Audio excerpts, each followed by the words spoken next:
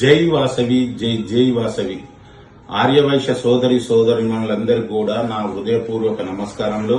పెద్దలకి చిన్నలకి ప్రతి ఒక్కరికి కూడా.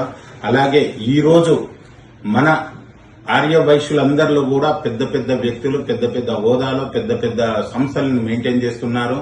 మా యొక్క విన్నపం ఏమనగా, నేను జగదిగుట్ట కొండపై వెలిసినటువంటి శ్రీ వాసవి కన్యకా పరమేశ్వరి దేవస్థానం వ్యవస్థాపక trust committee chairman Reguri Praveen Kumar గుప్తాను, నాతో పాటు 13 మంది ట్రస్ట్ కమిటీ సభ్యులున్నారు. మొత్తం మేము 14 మందిని. ఇక్కడ జగదీగుట్టలో 1985 నుంచి ఆర్యవైశ్య సంఘం విజయవంతంగా మెయింటైన్ చేయడం జరుగుతుంది.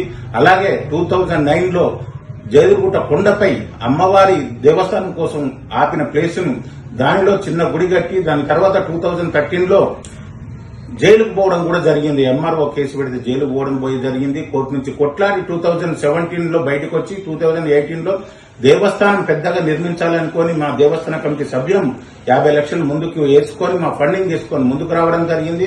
దాని తదుపరి దాతలు కూడా భారీ ఎత్తున ముందుకు రావడం జరిగింది. అడిగిన ప్రతి ఒక్కరు కూడా ముందుకొచ్చి అమ్మవారి దేవస్థానానికి 3.5 కోట్లు ఇవ్వడం జరిగింది. ఈ రోజున మేడ్చల్ జిల్లానే కాకుండా తెలంగాణ మొత్తంలో కూడా జగద్గిరిగుట్ట వాసవి కన్యకా పరమేశ్వరి దేవస్థానం అంటే గుర్తింపు వచ్చే విధంగా అమ్మవారు మాతో చేపించుకోవడం జరుగుతుంది.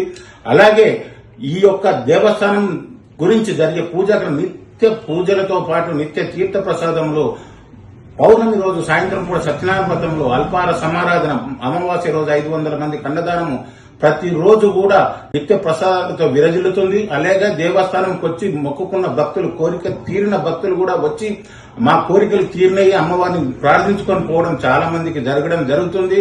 అలాగే మేడ్చల్ జిల్లాకు కూడా ఆఫీసు కావాలంటే వార్షి ప్రకాష్ గుప్తా గారు వచ్చి ఆ మేడ్చల్ జిల్లాకు మాకు ఆఫీస్ కావాలి, మేము బిల్డింగ్ కట్టిస్తామని రావడం, ఆ బిల్డింగ్ కూడా కట్టివ్వడం జరిగింది. వారికి కూడా మేడ్చల్ జిల్లాకు కూడా ఒక ఫ్లోర్ ఇవ్వడం జరిగింది దేవస్థానం తరఫున.